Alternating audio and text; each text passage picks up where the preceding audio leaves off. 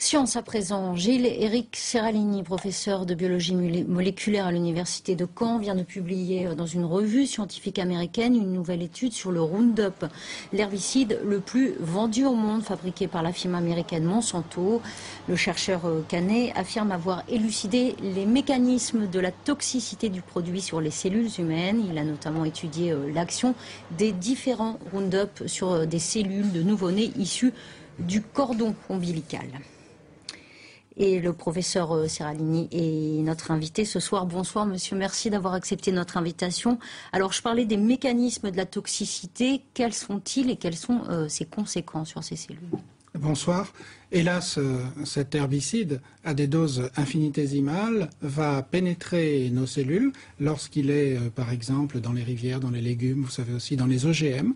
Et il va pouvoir avoir une action triple. D'une part, il va éclater les cellules petit à petit.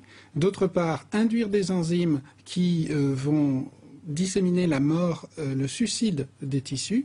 Et ensuite, il va aller jusqu'au noyau et étouffer les cellules dans leur mécanisme de respiration cellulaire. Tout cela relève d'enzymes très précises que nous avons étudiées. Alors, vous avez, vous l'avez dit, travaillé sur des doses infinitésimales. Qu'est-ce que ça signifie ? Cela signifie que nous sommes exposés tous les jours à ce type de polluants parce que c'est un des désherbants les plus répandus dans le monde et qu'il y a aussi beaucoup de copies à base de glyphosate de ce désherbant sur les marchés.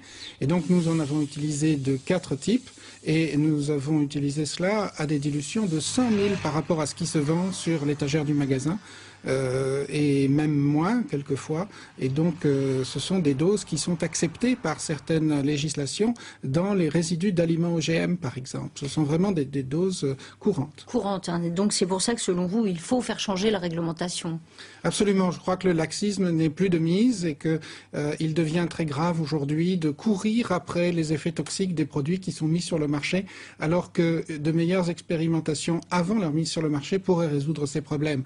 Nous sommes en pleine épidémie d'un certain nombre de maladies chroniques, maladies nerveuses, maladies immunitaires, maladies de la reproduction, c'est ce que nous étudions au laboratoire.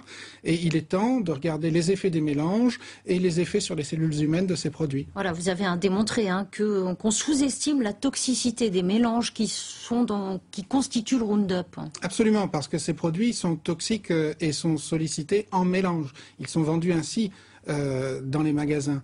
Et pourtant, c'est simplement le principe actif, un des composants qui va être donné à long terme sur des souris ou des rats, par exemple, pour essayer de voir les effets secondaires. Et donc, on sous-estime complètement dans la réglementation les effets de ces produits. Vous espérez que ça change ? Oui, nous sommes proches, par exemple, pour les OGM, nous essayons d'obtenir la transparence.